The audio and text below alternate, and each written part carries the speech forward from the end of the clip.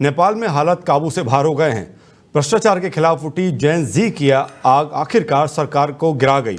चौथी बार प्रधानमंत्री बने केपी शर्मा ओली को इस्तीफे के बाद अज्ञात स्थान पर छिपना पड़ा है। सोमवार को सोशल मीडिया बैन हटाने और भ्रष्टाचार खत्म करने की मांग को लेकर निकले युवाओं पर पुलिस ने जमकर बल प्रयोग किया, जिसमें 19 लोगों की मौत हो गई। इसके बाद गुस्साई भीड़ सड़कों पर उतर आई और मंगलवार को संसद, राष्ट्रपति भवन और सिंह दरबार तक आगजनी और तोड़फोड़ हुई। अब हालात को संभालने के लिए नेपाल की सेना को कमान संभालनी पड़ी है।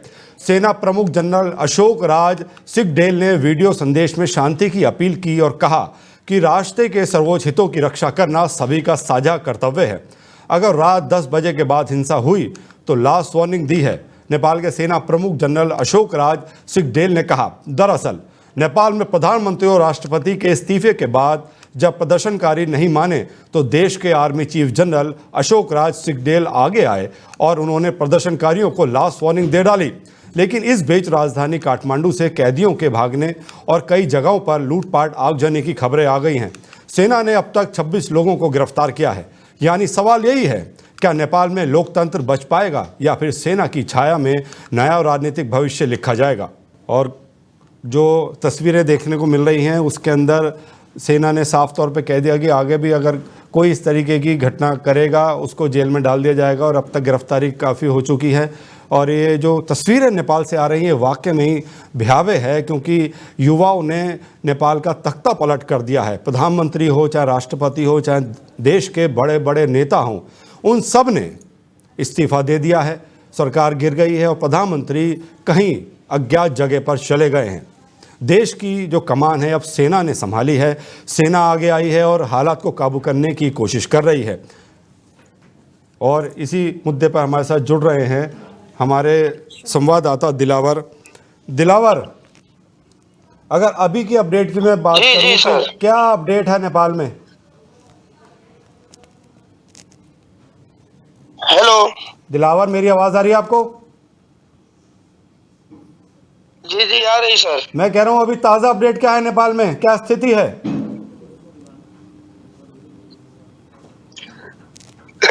अभी का अपडेट ये है, ताजा अपडेट ये है अभी का।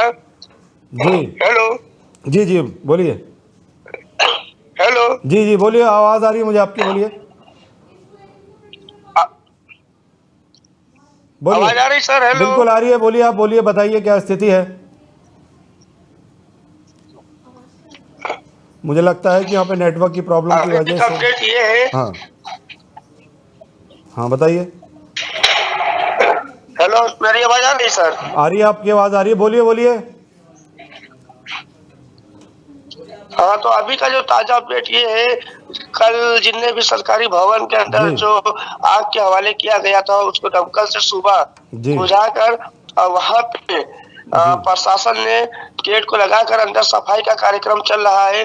और रोड के ऊपर जितने भी कल ये टायर का और जितने भी गंदगी थी जो उसको यहाँ के युवा लोग खुद अपने अपने घर से झाड़ू लेकर मतलब उसको सफाई कर रहे हैं। जी, तो दिलावर, क्या जानकारी आपके पास, प्रधानमंत्री किस जगह पे चले गए हैं? प्रधानमंत्री वो कहीं नहीं गए हैं, वो हमारे नेपाली सेना, गोरखाली सेना के अंडर में है। अच्छा। प्रधानमंत्री केपी शर्मा ओली और देवा, शेर बहादुर देवा, दोनों ही नेपाली सेना के अंडर में है। जी, अब कितनी गिरफ्तारी अभी तक हो चुकी है और जो लोग जेल से भागे थे उनकी क्या अपडेट है आपके पास? जो जेल से भाग चुके हैं उनको अभी तक तलाश रहे हैं। उनको भी जैसे ही तलाश कर पकड़ेंगे उनको फिर से उनको मतलब वही कारागार में, वही जेल में उनको डाला जाएगा। जी, दिलावर, अभी तक कितनी गिरफ्तारी हो चुकी है और सेना प्रमुख का क्या आदेश निकला है? सेना प्रमुख का आदेश अभी ये निकला है कि सुबह 10 बजे से लेकर दोपहर के 3 बजे तक अपने घर से कोई ना निकले।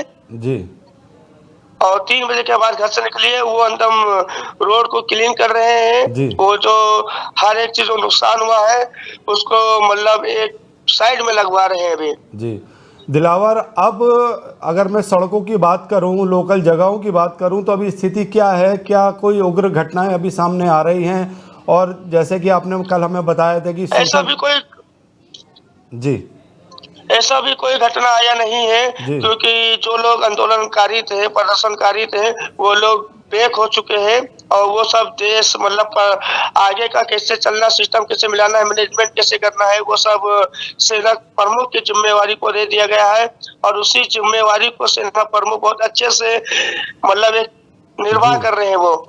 दिलावर, जो युवाओं की मांग थी वो क्या पूरी हो गई? अब क्या युवाओं के अंदर खुशी है, ये भी बताइए जरा।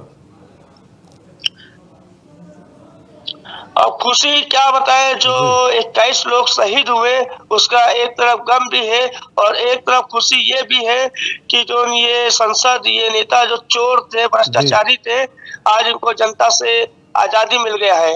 जी, बहुत बहुत धन्यवाद हमसे जुड़ने के लिए।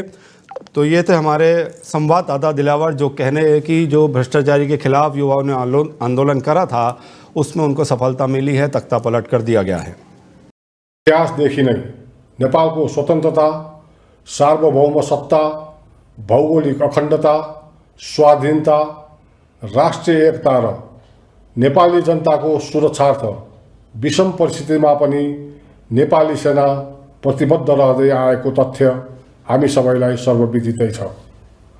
नेपालमा हाल भइरहेको आन्दोलनको क्रममा हुन पुगेको जनधनको अपूरणीय क्षतिप्रति गहिरो दुःख प्रकट गर्दै दिवंगत आत्माको चिर शान्तिको कामना गर्नुका साथै शोक सन्तप्त परिवारजनप्रति नेपाली सेना हार्दिक संवेदना र सहानुभूति प्रकट गर्दछ। साथै घाइते बिरामीहरूको शीघ्र स्वास्थ्य लाभको कामना समेत गर्दछौँ। आन्दोलनको क्रममा हालसम्म धेरै जनधनको क्षति भइसकेको हुँदा जनधनको थप क्षति हुन नदिन र शान्ति, सुरक्षा, अमन, चयन